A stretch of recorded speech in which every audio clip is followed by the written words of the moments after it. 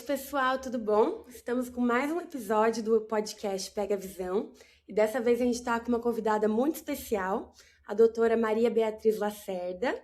Então, doutora, eu vou pedir para você se apresentar. E aí, pessoal, eu sou Maria Beatriz Lacerda, eu fiz faculdade na Faculdade de Medicina da USP, fiz intercâmbio, morei fora, morei em Boston, depois eu voltei, terminei a faculdade e escolhi oftalmo, né? E um dos motivos para eu escolher oftalmo foram as expedições. Então, antes de eu escolher oftalmologia, eu escolhi ser expedicionária. Eu entendi o que existia de demanda nas expedições, e algumas outras coisas assim, e aí escolhi oftalmo, e acho que foi uma escolha muito acertada. E aí hoje eu sou médica oftalmologista voluntária em vários projetos, sou coordenadora da oftalmologia na ONG Zoé, e já acumulo aí desde 2015 muitas expedições. Ano passado eu fiz 6, esse ano a gente está em maio, eu já fiz 3. Então, eu gosto muito, é uma parte importante da minha vida. Então, só falando aqui para o pessoal como que surgiu essa ideia de te chamar, de falar das expedições.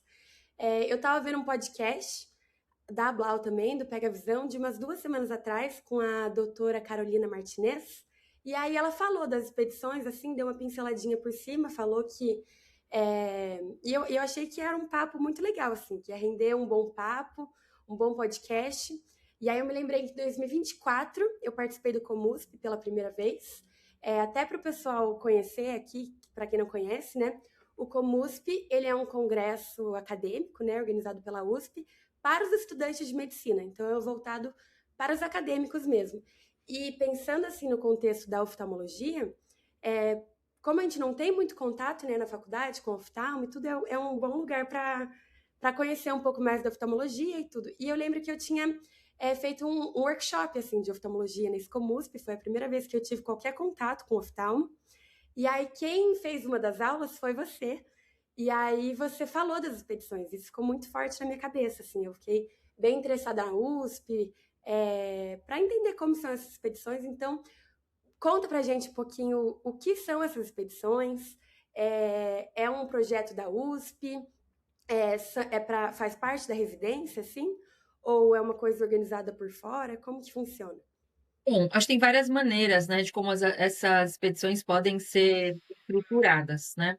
Uhum, Mas eu vou contar mais ou menos a minha trajetória de uma forma cronológica e acho que aí dá para abordar os diferentes métodos, né, perfeito. diferentes jeitos. Primeira expedição que eu fiz foi junto com a USP, né? Enquanto eu era acadêmica, tem um projeto que chama Bandeira Científica. E esse projeto é da Faculdade de Medicina da USP. Os próprios acadêmicos que organizam, com a ajuda de alguns médicos assistentes mais velhos, que são bastante engajados, né? E esses médicos viajam junto com os acadêmicos, ensinam bastante, vão preceptores, né? Durante as expedições da bandeira científica. Então, eu fiz a minha primeira expedição em 2015, como acadêmica, e depois eu Uhum. voltei, se eu não me engano, em 2017, já como residente. Então, primeiro eu fui como acadêmica e depois eu voltei como discutidora, né? Dos casos de oftalmologia. E, e aí, os atendimentos, né? Em qualquer expedição de oftalmo, a gente precisa pensar no que é mais prevalente. O que é mais Uhum. prevalente? O que acontece mais? Primeiro, as questões refracionais, ou seja, grau para longe, grau para perto, astigmatismo, presbiopia, muito prevalente, muito comum, principalmente na linha próxima ao Equador, Uhum. porque um dos fatores de risco para presbiopia é a radiação UV. Então, Olha. população ribeirinha, né? O UV ele reflete da água, 18% mais ou menos também. Então, é uma radiação muito grande e isso faz com que as pessoas fiquem presbitas, ao invés de ficar depois dos 40, ficam aos 35. Então, erros refracionais é uma parte importante do atendimento. Além disso, a gente também tem muitos casos de pterígio, que é o mesmo fator de Uhum. risco, radiação UV, não é aquela carninha crescida que vai em direção, assim, à região central da visão, e é muito, assim, muito prevalente. Tem lugares que é 30% de prevalência em adultos. Então, é bastante importante. Pterígio, aí a gente também tem catarata. Mais uma vez, fator de risco é radiação UV, então a gente tem bastante catarata precoce. É uma doença que a gente espera que as pessoas tenham quando elas já têm mais idade. A gente fala que a catarata é o cabelo branco do olho, né? Então, a gente esperaria que as pessoas fossem ter alguns sintomas depois dos 60 anos, mas às vezes elas apresentam antes ou apresentam cataratas muito duras antes da hora também. E aí, por último, também tem outros efeitos, assim, diabetes, alguns outros achados, mas os principais são os erros centracionais, pterígio, catarata, e também tem glaucoma, né? Coincidentemente, são as minhas especialidades. Faço catarata, glaucoma, faço segmento anterior, né? Menos córnea.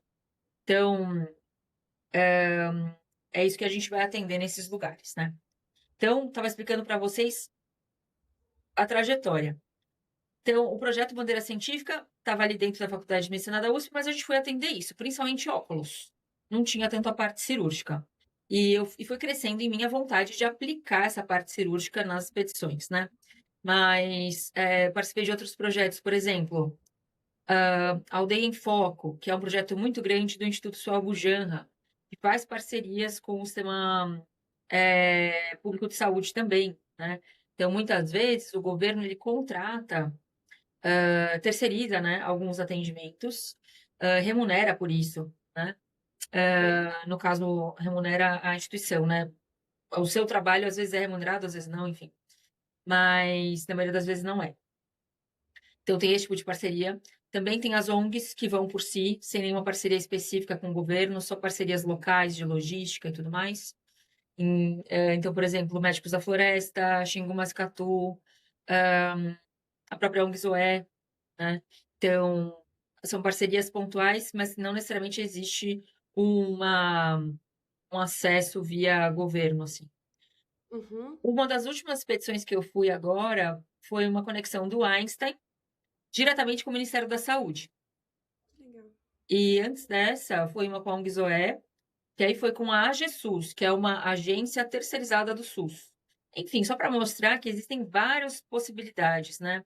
A ideia é ter uma população em uma área remota que precisa de atendimento.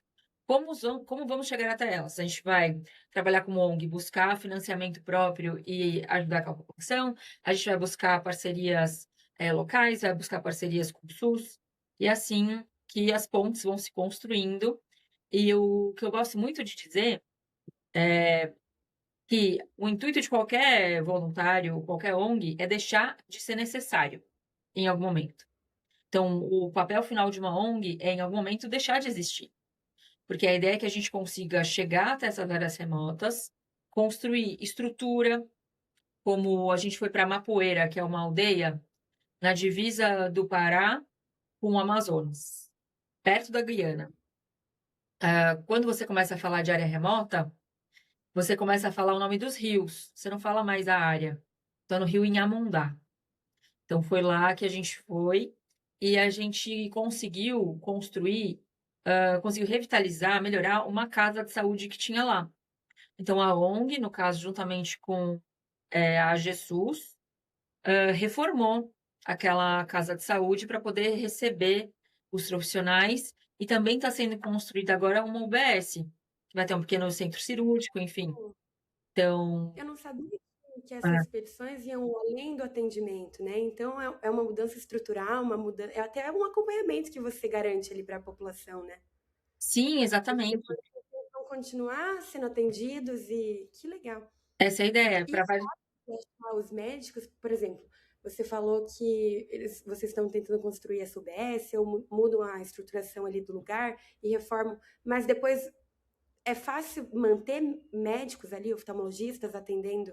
é, Como que vocês buscam, assim, capturam esses médicos para continuarem esse atendimento, sabe? Muito boa pergunta. Então, a gente tem alguns profissionais que ficam em campo ou em área, como a gente fala. Então, uma enfermeira, técnico, médico, pediatra.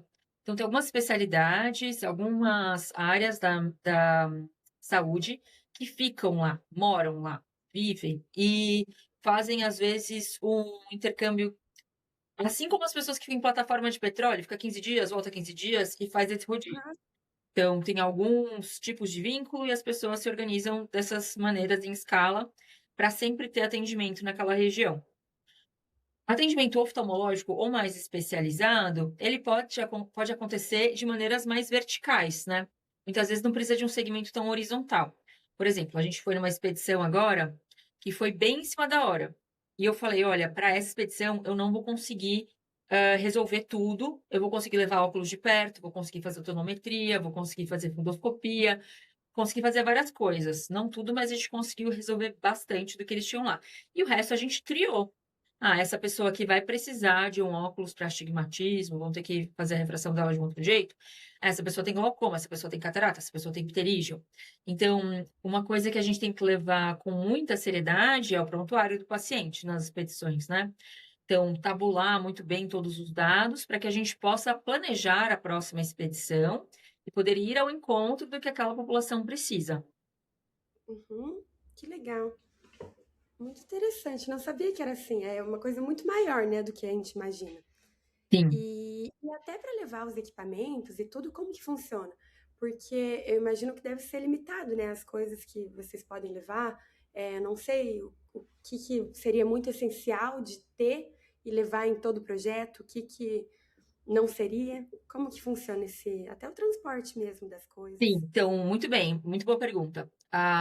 Um elemento, um pilar muito importante em expedição é a logística, né. Então, Uhum, nas imagino. expedições você vai conhecer essa figura que é o logístico. A maioria das vezes é homem, mas enfim, poderia ser uma mulher também, claro.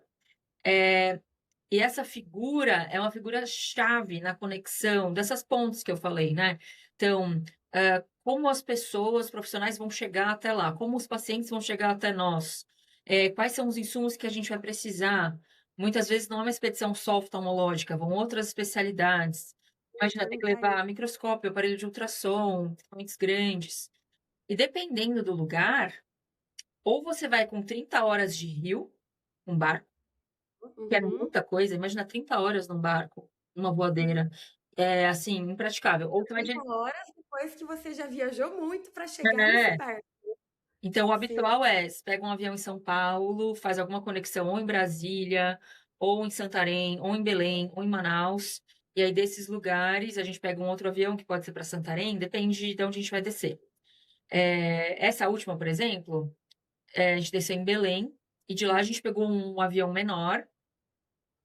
E para esses aviões menores, a gente precisa calcular muito peso, né. Então cada um tinha o direito de levar uma mochila de 10 quilos, né, nesse avião menor.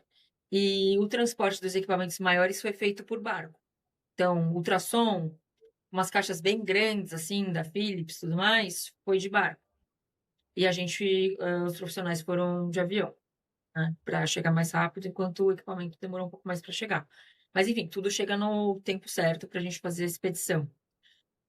Por exemplo, eh, começamos a fazer as cirurgias na Zoé, né. Eu assumi a Zoé ano passado, em junho, e aí eu tenho uma alegria imensa de ver o trajeto que a gente fez para conseguir entregar a cirurgia de pterígio, que é uma cirurgia que a gente faz no R1, sabe, uma cirurgia fácil e que Simples.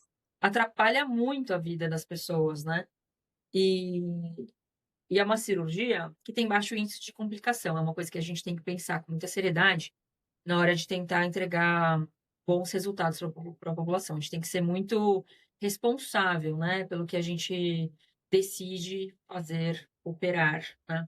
Então, o pterígio, a gente percebeu que a gente teria condições de fazer e lidar com as possíveis complicações, que não são habituais, né. E fizemos já 2 expedições cirúrgicas, e a gente pensa em trilhar, estamos, dando passos muito firmes, mas muito cautelosos em direção à cirurgia de catarata. Como eu Que falei desde o legal. começo, é uma grande demanda, mas é uma cirurgia, eu gosto de usar a comparação, que pterígio é como se você fosse tirar uma lesão de pele, mais ou menos, é um pouco mais que isso, mas é como se fosse isso. E a catarata, eu quero que as pessoas tenham uma ideia que é como se fosse uma neurocirurgia. Né. Estar dentro do olho é estar em contato muito íntimo com uma extensão cerebral ali, né, então a retina é uma extensão cerebral. E então eu gosto de falar disso para dar uma dimensão para toda a equipe não que não é da área da saúde também, né, para as pessoas perceberem o quão mais complexo é, né. Então a gente quer fazer, a gente sabe que a gente pode fazer sempre com excelência, E para isso a gente gosta da ideia de poder não só entregar a cirurgia, mas entregar resoluções de complicações possíveis. São casos muito desafiadores, são cataratas muito duras, alto risco de perda vítrea, né, núcleo no vítreo. A gente quer poder trabalhar com os melhores equipamentos, melhores insumos, melhores lentes. Então, é isso que a gente está planejando, né, implementar. E no contexto atual, assim, que ainda não, a gente não está no cenário ideal, que é possível fazer uma catarata, vamos supor uma cirurgia assim, mas um paciente que você sabe que precisa de uma cirurgia, como que é feito esse encaminhamento? Vocês conseguem de lá encaminhar para um especialista e daí ele vai Então, fazer? isso é muito complicado, né?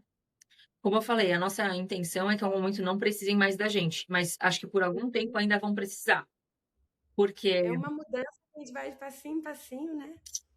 eu acredito que a gente vai poder galgar passos grandes, né? Quando eu falo Uhum. nós, é a sociedade, não só a ONG, eh, porque cirurgia de catarata é uma cirurgia rápida, né? A gente consegue fazer um volume, desde que tudo seja cuidado com o maior critério possível, né? Porque é muito triste, muito desmotivante ver os casos de complicações por infecção, né? Então, às vezes, mutirão de catarata, tantas pessoas perderam a visão por conta de uma infecção. Então, não dá para brincar com cirurgia de catarata, mas eu sim acredito que a gente possa fazer, não necessariamente cirurgias em volume, em muitos casos do mesmo dia, mas ter um período de dedicação para estar lá e cuidar de muitos casos no tempo necessário para cada um deles. E cuidando para que todos os materiais sejam estéreis, não sejam reutilizados, eh, que a esterilização, se tiver algum equipamento reesterilizável, que ela seja feita da melhor maneira possível. Então, essa nossa ideia, eu acredito que a gente vai sim, poder entregar bons resultados, não só como ONG, mas como sociedade, por isso. E com essas condições, né. Que legal. E, doutora, pensando assim, que você já foi para muitas expedições, sei que você acabou de voltar de uma, tem alguma história assim marcante que você queria compartilhar aqui? Alguma coisa que te marcou assim, que mostrou, nossa, estou fazendo. Você falou que você foi para oftalmologia, mas antes disso você já fazia as expedições, né? Então é uma coisa que te acompanha já há muito tempo. E eu imagino que deve fazer muito bem para você, além de fazer bem para os outros, né?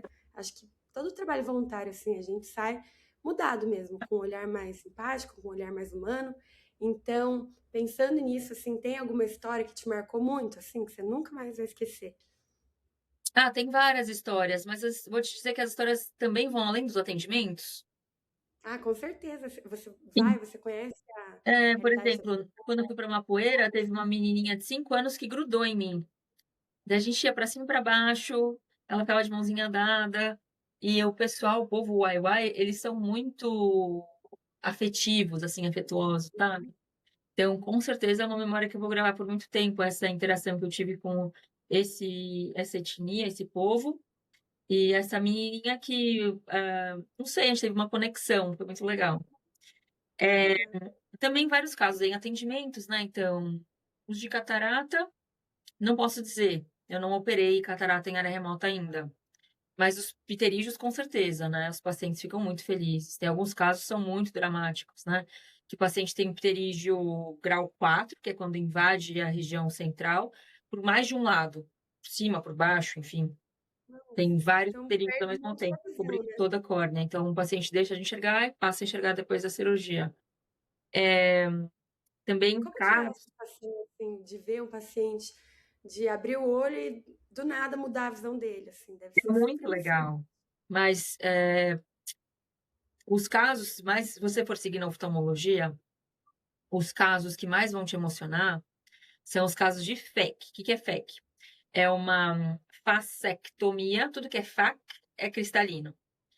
Uhum. EC é tirar, tomia é cortar. Então você tira o cristalino, tira a catarata. É um tipo de cirurgia que a gente faz quando a catarata é muito dura, muito, muito mesmo, que não tem como fazer a facoemulsificação, que é quando você emulsifica a catarata. Então, quando você fizer os seus casos de FEC, né, lá no seu R2, se a sua residência trabalhar desse jeito, você vai mudar a vida não só daquele paciente, mas da família toda, porque aquela pessoa volta a ter autonomia. Então eu lembro dos pós-operatórios de fé que eu pensava: "Gente, eu nunca mais vou ter, né, na vida, um retorno afetivo como o que eu estou tendo agora". E no final, continuo tendo até no consultório, às vezes aparecem uns casos, né, com uma catarata muito dura, que hoje eu já consigo fazer faco nelas, mas enfim, por um tempo a gente faz a FEC. E são muito emocionantes, né. A nossa especialidade, ela é muito generosa nesse aspecto de conseguir resolver casos graves, devolver autonomia para o paciente se mostrar feliz com aquilo, né. É bem gratificante, né, Exato, automaticamente. acho que essa é a palavra. Desenvolver a visão, assim, o jeito que a pessoa vai enxergar o mundo. É muito bonito. Mas mesmo quando você oferece um óculos para perto para a pessoa, né, claro, depois de fazer toda a avaliação, pressão, olhar o nervo óptico, a oftalmologia não é só óculos, longe disso, né, a gente precisa ter muito cuidado na hora de só prescrever um óculos. A gente precisa avaliar todo o paciente, mas percebeu que no final das contas o que ele precisa é de um óculos para perto, a pessoa que deixou de ler há 20 anos volta a ler a Bíblia, sabe. Alguma Muda coisa que é muito. importante para aquela pessoa, sabe, então muda completamente o jeito, as pessoas ficam muito felizes, muito gratas, muito agradecidas e a gente fica feliz junto, né, é mais por Com aí. certeza. Muito legal. E dessas expedições, deixa eu só perguntar, porque eu fiquei curiosa, quanto tempo que leva cada expedição? É bem variável, assim? Demora uma Não semana? varia muito não, as expedições, costumam ter 9 dias, por aí, pode ser um pouquinho Em mais, mas média, menos que isso é difícil. tá. E vocês costumam ir para as mesmas comunidades, assim, ou sempre É boa pergunta vai... também. A ONGs, normalmente elas cuidam de áreas diferentes. Tem uma divisão territorial no Brasil que a gente chama de DICEI, né, então tem Uhum, alguns DICEIs no país que como se fossem estados, só que são das etnias. Então, por certo. exemplo, a Zoé cuida do DICEI, eh, Guatoque, que é Guamá, Tocantins. Então é um DICEI que fica bem no norte, ele é um DICEI um pouco mais esparramado, assim, e ele cuida de várias populações que estão lá, população Zoé, os Wai-Wai, né. Então, a Zoé tem uma conversa mais próxima com a equipe desse DCI e cuida das populações nessa região. E da mesma forma, as outras ONGs também se dividem para que não haja muita intersecção, né, para que não tenha muita redundância. Então, não precisa de 2 ONGs aqui, ou precisa de uma ONG de outra especialidade aqui, enfim. E aí a gente acaba organizando desse jeito. Foi isso que você perguntou? Eu perguntei... Não, perguntei quanto tempo que dura e perguntei... Peraí, que agora até me perdi. Como que de Mas, não, mas agora entrando nesse ponto, eu queria também saber quem que identifica, assim, ó, nessa comunidade tá precisando mais de tal coisa. Ou como que funciona? Ou é a própria USP ou quem está organizando legal. que vê mesmo o que cada comunidade precisa. O SUS consegue se ramificar com, Uhum, os atendimentos menos complexos, né. tá. Então tem muitos lugares que o agente comunitário de saúde, que é uma figura importantíssima no nosso sistema de saúde, e aí a gente tem o agente indígena, o AIS de saúde. E ele mesmo levanta os casos: "Olha, tal pessoa não está enxergando, tal pessoa precisa fazer um ultrassom, nã e faz esse levantamento e entrega, e aí a partir dessa demanda a gente consegue mensurar o que que a gente precisa levar para aquela região. Mas também pode acontecer, como aconteceu com os doés, por exemplo, de precisar fazer uma expedição precursora. Então, a própria ONG faz uma expedição precursora, verifica o que é necessário para aquela população, e nessa expedição precursora, normalmente, a gente já faz alguns atendimentos, e aí, Uhum, aí faz o levantamento do que a população precisa, e depois, a partir disso, volta, né, para prestar os atendimentos. entendi. Só um segundinho. Aí. Muito legal, doutora. Tá, tem mais alguma história que você quer compartilhar com a gente? Acho que é isso, acho que eu queria só incentivar vocês a participar das expedições, tem muito espaço, tem várias ONGs, E para começar a ter cara de pau, assim, falar: "Gente, eu quero participar". Então, isso que eu ia perguntar. Elas são abertas assim? Por exemplo, mandando um e-mail e tudo mais, eles estão abertos a novos voluntários ou é uma coisa mais fechada assim? Sim, são abertos, cada ONG vai ter o seu canal, né, para se Uhum, voluntariar, mas caso você conheça alguém dentro de uma ONG, talvez isso facilite um pouco a comunicação, né. Consigo dizer que a Zoé não tem muita vaga agora, que a equipe está mais ou menos formada, mas, uhum, digamos, se aparecer alguma vaga, eu tenho um grupo de WhatsApp, que eu chamo de voluntariado oftalmológico. Eu posso te passar o link para você passar para quem se interessar. E o que eu coloco nesse grupo são as pessoas que querem se voluntariar e as pessoas que organizam projetos. E tem pessoas nesse grupo que organizam projetos para mais de uma ONG, né. entendi. E Elas devem se comunicar, né? Porque, querendo ou não, é todo mundo querendo ajudar ali com a sim, oftalmologia. então eu coloquei como subtítulo do grupo, onde os projetos encontram seus voluntários, uma coisa assim. Eh, Uhum. então a ideia é isso, porque eu vivia ouvindo: "Ah, Mabê, você consegue achar alguém para me ajudar em tal expedição, nã-nã-nã?". "Ah, vou ver". Aí o pessoal: "Putz, Mabê, eu quero ir numa expedição, me chama a próxima vez que for ter, tarará". Daí foi melhor montar assim e as pessoas se comunicam diretamente. Com certeza, então eu vou te pedir o link. Eu acho que a gente deixa anexado aqui no próprio podcast para quem tiver interesse, então. E então, para a gente fechar, eu queria só te perguntar o que que você mais aprendeu com essas expedições. É, se aquece muito seu coração? Como que você volta de uma expedição assim? Qual que é o sentimento? O sentimento é muito bom, mas é muito bom no período todo. Eu acho que assim, Uhum, quando você escolhe fazer alguma coisa na sua vida, né, não importa muito o que você escolhe fazer, importa que você perceba que você conseguiu gerar algum impacto positivo na vida da outra pessoa, né. Então as petições são assim, né, eu sinto que eu consigo gerar impacto positivo. Eu também trabalho com educação, eu também trabalho no pronto-socorro do HC, também tenho meu consultório. Em todos esses lugares, eu acho que a profissão que a gente escolheu é muito gratificante, para usar a mesma palavra que você usou, por conta disso, a gente consegue humanamente participar da vida das outras pessoas e melhorar, né, diversas situações. Podem ser umas situações de sofrimento, psíquico, às vezes, ou mais funcional, enfim, a gente consegue intervir de várias maneiras. E eu acho que nesse processo de trabalhar e entregar o que você pode entregar de melhor, e nesse processo de crescimento, eu também acho importante pensar que qualquer lugar que você ocupa, ele não deve ser para sempre.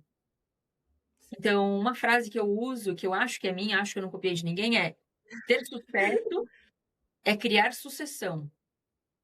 Então, saber que você está naquele espaço, resolvendo algum problema, cuidando de alguma coisa, mas já pensando em abrir esse espaço para novas pessoas virem, ocuparem, né, que é mais ou menos o que eu tento fazer, por exemplo, com o voluntariado.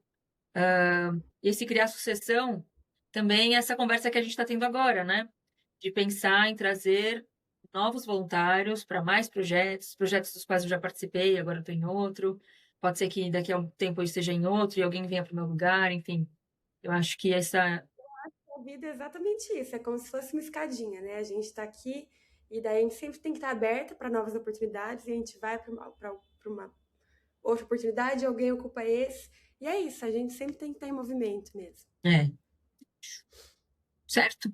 Muito bom. Doutora, eu queria te agradecer, foi um prazer enorme ter você aqui com a gente, tá bom? Prazer foi meu, Sofia, Quando obrigada. a gente ficou muito feliz. Obrigada. Boa Boa sorte para noite. vocês, viu? Vou mandar o link. Perfeito, muito obrigada. Beijo. Beijo.